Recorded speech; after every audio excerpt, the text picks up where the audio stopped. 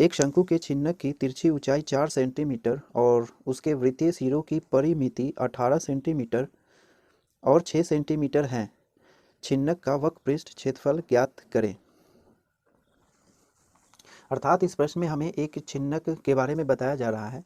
छिन्नक जिसकी तिरछी ऊंचाई है 4 सेंटीमीटर और उसके वृत्तीय सिरों की परिमिति बताई जा रही है। एक की है 6 सेंटीमीटर और दूसरे की है 18 सेंटीमीटर। इसे हम इस प्रकार से ड्रॉ कर सकते हैं। एक छिन्नक की बात की जा रही है तो इस प्रकार से एक छिन्नक है। छिन्नक जो होता है वह एक शंकु का क्रॉस सेक्शन होता है, ठीक ना। तो इस प्रकार से एक छिन्नक को हम ड्रॉ कर सकते हैं, ठीक। यह शंकु का एक कटा हुआ भाग होता है छिन्नक, जिसे छिन्नक कहते हैं, ठीक ना। तो इस तरीके से एक छिन्नक हम बना लेंगे। इसमें बताया जा रहा है कि इसकी तिर्यक ऊंचाई यानी तिरछी ऊंचाई, ये इसकी तिरछी ऊंचाई है और ये इसकी सीधी ऊंचाई है ना, लंबवत ऊंचाई इसको हम कहेंगे और ये तिरछी ऊंचाई कहेंगे। तिरछी ऊंचाई के बारे में बताया जा रहा है कि यह 4 सेंटीमीटर है और इसके दो वृत्तीय सिरे हो जाते हैं, एक ये और एक ये। तो यहाँ इस वृत्तीय सिरे की त्रिज्या या व्यास नहीं दिया गया है, हमें यहाँ पर इन दोनों वृत्तीय सिरे की परिमिति दी गई है, ठीक ना। तो ऊपर हम लिख लेंगे, ऊपरी भाग की जो परिमिति है लिखेंगे यहाँ पर परिमिति। परिमिति बताई जा रही है यह है 6 सेंटीमीटर, ठीक। और निचले सिरे की परिमिति यहाँ पर लिख देंगे परिमिति और यह है 18 सेंटीमीटर। तो हमें यहाँ पर इस छिन्नक के वक्र पृष्ठ का क्षेत्रफल निकालना है, ठीक ना। तो ये जो उभरा हुआ भाग हो जाएगा, यह एक बाल्टी के समान एक रचना है, ठीक ना।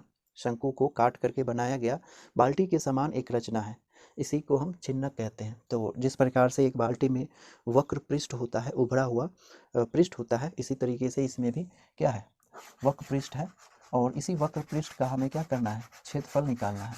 इस तरीके से इस वक्र पृष्ठ का हमें क्षेत्रफल निकालना है। तो इसके वक्र पृष्ठ के लिए हम लिखेंगे यहाँ पर, चूंकि छिन्नक के वक्र पृष्ठ का क्षेत्रफल, छिन्नक के वक्र पृष्ठ का क्षेत्रफल हम यहाँ पर लिख लेंगे बराबर। तो छिन्नक के वक्र पृष्ठ का क्षेत्रफल और इसके क्षेत्रफल को निकालने के लिए हम इस फार्मूला को यूज़ करते हैं, पाई एल गुने capital R plus small r, ठीक ना। यहाँ पर ये जो एल है वह एल इसके लिए ये तिरछी ऊंचाई हो जाती है, ठीक ना। और ये जो कैपिटल आर है वो बड़े वृत्तीय सिरों की त्रिज्या और स्मॉल आर छोटे वृत्तीय सिरों की त्रिज्या होगी, ठीक। तो इसे हम यूज़ कर सकते हैं कैसे, यहाँ पाई का वैल्यू कितना रख सकते हैं, रहने देते हैं, अभी पाई को रहने देते हैं। और यहाँ पर एल जो इसकी तिरछी ऊंचाई है बताई जा रही है कितनी, वो है 4 सेंटीमीटर, तो लिखेंगे 4 सेंटीमीटर, ठीक ना। अब यहाँ पर जो कैपिटल आर है ये इसके बड़े वृत्तीय सिरे की त्रिज्या है, लेकिन यहाँ पर हमें इसके लिए क्या दिया गया है, परिमिति दी गई है ना। और हमें चाहिए क्या चीज़, त्रिज्या। तो परिमिति से पहले हमें क्या करना होगा, इसकी त्रिज्या फाइंड करनी होगी, ठीक ना। तो किसी भी वृत्त की परिमिति या परिधि, परिधि और परिमिति दोनों एक ही चीज़ है, बाहरी घेरा को कहते हैं। तो वृत्त के बाहरी घेरा को हम उसकी परिधि या परिमिति कह सकते हैं, ठीक ना। तो जब भी किसी वृत्तीय भाग की परिमिति दी गई है तो उसकी त्रिज्या निकालने के लिए हम इस कॉन्सेप्ट को अप्लाई करते हैं। यहाँ त्रिज्या हम आर मान लिए हैं ना, तो इसीलिए यानी कैपिटल आर, इस त्रिज्या को यहाँ ना यानी यहाँ से लेकर के यहाँ तक ये आर है, ठीक ना। तो परिमिति और बट्टे 2 पाई। तो इस तरीके से हम अगर परिमिति दी गई हो तो उसकी त्रिज्या हम निकाल सकते हैं ना। तो इस सिरे की परिमिति कितनी है, 18 सेंटीमीटर, तो लिखेंगे 18 सेंटीमीटर और बट्टे में 2 पाई।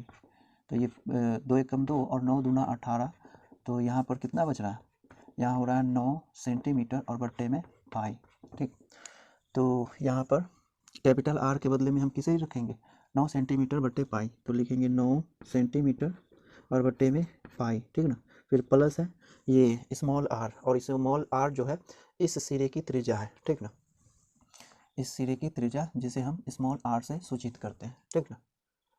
तो इस त्रिज्या को फाइंड करने के लिए भी इसी कॉन्सेप्ट को अप्लाई करेंगे, यानी आर बराबर परिमिति और बट्टे 2 पाई, ठीक ना। तो इस सिरे की परिमिति कितनी है, 6 सेंटीमीटर ना, तो लिखेंगे 6 सेंटीमीटर और बट्टे में 2 पाई, ठीक। तो ये 3 मरतबे कैंसिल होगा, यानी डिवाइड होगा तो बचेगा 3 सेंटीमीटर और बट्टे में पाई। ठीक, तो स्मॉल आर कितनी है 3 सेंटीमीटर बट्टे पाई, तो यहाँ पर रखेंगे 3 सेंटीमीटर और बट्टे में पाई इस तरीके से।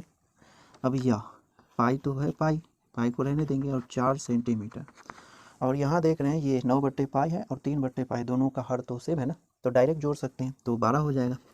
और 12 और बट्टे में कितना पाई और सेंटीमीटर, तो यहाँ हम देख रहे हैं ये पाई और ये पाई कैंसिल हो रहा है ना, और 12 चौक 48 हो जाएगा। तो क्या करेंगे 48 और सेंटीमीटर गुने सेंटीमीटर, तो सेंटीमीटर का स्क्वायर हो जाएगा। ठीक ना, तो इस चिन्ह के वक्र पृष्ठ का क्षेत्रफल कितना हो जाएगा, ये 48 सेंटीमीटर स्क्वायर। ठीक ना, तो आप इतना नोट करें।